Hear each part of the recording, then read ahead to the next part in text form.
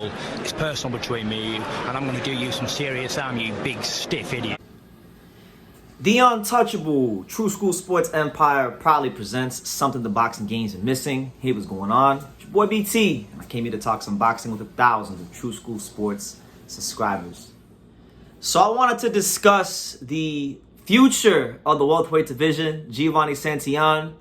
That's a little inside joke between me and my boy Johnny Cortijo. You know what I'm talking about, Johnny. Giovani Santillan, the future of the welterweight division. The future is here, ladies and gentlemen. San Diego stand-up. I'm still excited about Giovani Santillan because he put on what I feel, if you watch the fight, it was a star-making performance. Now, the question is, what's going to be next with Giovani Santillan?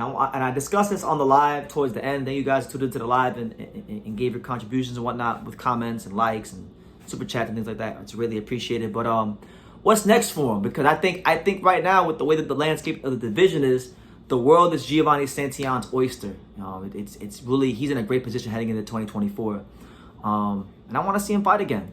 Now, he's now the number one contender in the WBO. He's more than likely going to fight for the WBO world title next.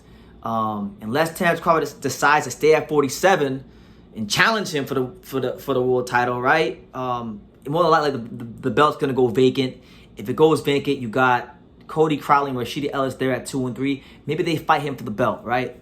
Those will obviously be some interesting fights because, you know, we talk about Cody Crowley's a bit weird, though. Cody Crowley, he put on his Instagram last night that apparently he's retired from boxing, so I don't know what that's all about. So if that's the case, then okay, Cody Crowley's out the picture. But Rashidi Ellis and Giovani Santillan be a good fight. You know, Rashidi Ellis got a lot of speed, as, you know, his nickname would suggest. He's Speedy Rashidi.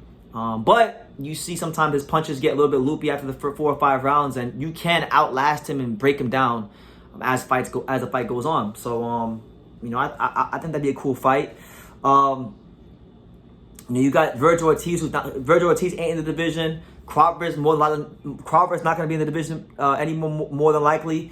And then Errol Spence definitely going to be in the division because he's been complaining for a long time about not being in the division. So, what are the realistic options for Giovani Santillan for big fights? Well, I'll highlight a couple of them for you. Big fights, okay?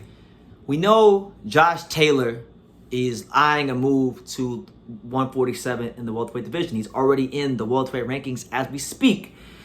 Taylor is ranked number 7 in the WBO, and he's ranked number 5 in the WBC. Santillan's going to go the WBO route. So Santillan being with top rank, Taylor being with top rank, it makes a lot of sense for Santillan to fight Taylor. And that'd be an intriguing fight. It'd be hard to gauge how it would go because, you know, Taylor, we don't know how strong he'll be at 147. We don't know what kind of fighter. We don't know how strong he's going to be at 147. And he's going to have to be strong because Giovani Santillan is an ox. This guy, as you saw last night, he fought Rocha, who's a strong, durable guy as well. And he just broke him down. He punch selection was real nice. Defense in that high guard was very tight, hard to penetrate, hard to break. And the guy is a legit fighter, you know, legit serious fighter. So if Taylor's conditioning is not up to par, we know Josh Taylor is one of those fighters that like to get in the pocket and be spiteful and fight on the inside, and use that size. But now he's at welterweight where he's fighting bigger guys, and Santillan's a bigger, fresher, hungry guy that has a lot to fight for and a lot to prove in the sport still. Right, so I think that would be a great fight for the welterweight division, Josh Taylor versus Giovani Santillan, and it's a very makeable fight because, you know, all the other connections at top rank, right? So you got that option, right? Another option, and I don't think everybody's considered this option. You know, it was declared recently that the WBO made Teofimo Lopez at 140 a super champion, meaning that Teofimo Lopez, if his heart's desires, if he so wishes to, he could move down. He could move up to 147 and declare an immediate title shot. And that would have to be with Giovani Santillan because Giovani Santillan is now the number one contender. So wouldn't that be something? Teofimo Lopez trying to become a 3-division champion? That'd be very, very intriguing. We've never seen Teo fight at 47. We know that we've seen it in the past.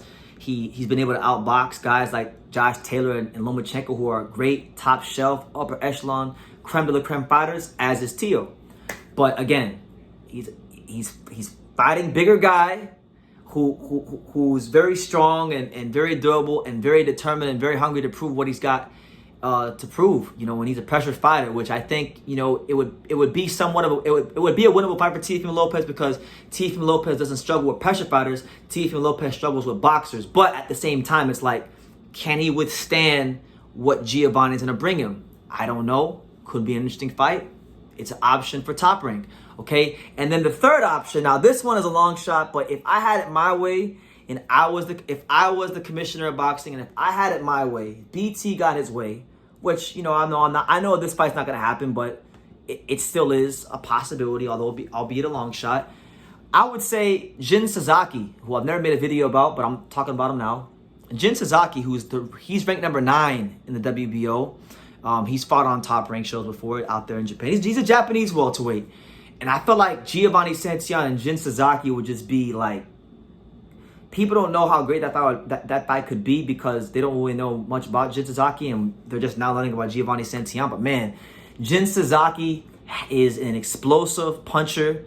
He's vulnerable. Like he had a really entertaining fight with Keita Obra on the undercard of Ken Shiro versus Anthony Olaskuaga, where he got dropped and got up off the deck and stopped him in one punch fashion and knocked him out cold. I feel like when you take Giovanni's, workmanlike style out that southpaw stance, attacking the body, coming up to the head, hitting you with 6 left hooks like he's Roy Jones, and then you take that one punch power that Jin Sasaki has, you could have a really great fight on your hands, an exciting fight on your hands. But it's not going to happen because nobody knows who Jin Sasaki is, and but it's what I would like to see, and he's in the rankings, so it's not all the way out of the picture. But nonetheless, those fights, I mean, the longest shot out of them all, and I want to speak on this because I touched on this in the live, and I'll touch on it here, is Giovani Santillan versus Jaron Ennis, because there's no Spence anymore for Ennis to fight at 147. There's no Crawford at 147 for Ennis to fight anymore. There's no Virgil Ortiz to fight at 147 anymore for Ennis, right?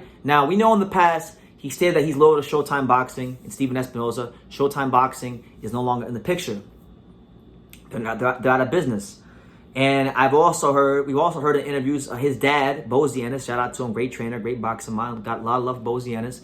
He stated in the past that they don't have anything contractually signed with Showtime Boxing. It's just, handshake, verbal agreement. Okay, I get all that. Be a man of your word type thing. I respect that. But if there's nothing legally binding holding you back from fighting Giovani Santillan, and you saw what he did to Rocha, and you see that the stock on him is at its highest, why don't you start making some noise and calling him out and hit up Top Rank and try to see if you can set something up with that? Because I'll tell you this, man, that'd be a great fight. I would like to see that fight. I feel like I would favor Jaron Ennis, because Jaron Ennis is I feel like he's a special talent. But it would be a fight to help get Ennis going in the right direction, and it'd be fun. He get to fight a Mexican American fighter who just won a great fight. He get a chance to prove himself against one of the other top welterweights in the division. Because right now, I hate to say it, it's crazy how one fight can change everything and how 1 year can change everything. But there's no Crawford, there's no Spence, there's no Virgil. With that win, Giovani Santillan has established himself as one of the top welterweights in the division, as is Boots, right? So if they fight each other, it's a great fight. It makes a lot of sense. And I feel like that's a fight that they should try to set up. So let's get to work. Let's make some phone calls. Let's shake some hands. Let's kiss some babies. Let's make it happen. Philly versus San Diego. Let's make it happen, man. I would like to see that fight. So the great thing for Giovani Santillan is that he's in a great position. There's no shortage of great fights. I just named you guys 4 fights that are all possibilities, and there's even, you got Jamal James, but those are probably the 4 I would say are the most likely and entertaining fights in order, most likely to least likely. I would say Giovani Santillan versus Giovani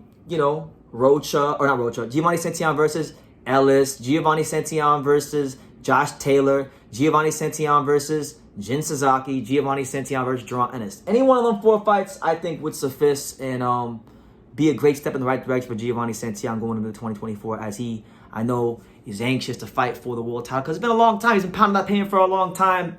31 pro fights before he got the big fight, and he performed when he got his opportunity to shine in front of the boxing world. So shout out to him. Let me know what you guys think. Who do you think Giovani Santillan should fight? And how do you think he would fare against some of the guys I named, like Jaron Ennis, Josh Taylor, Jin Sasaki and Rashidi Ellis.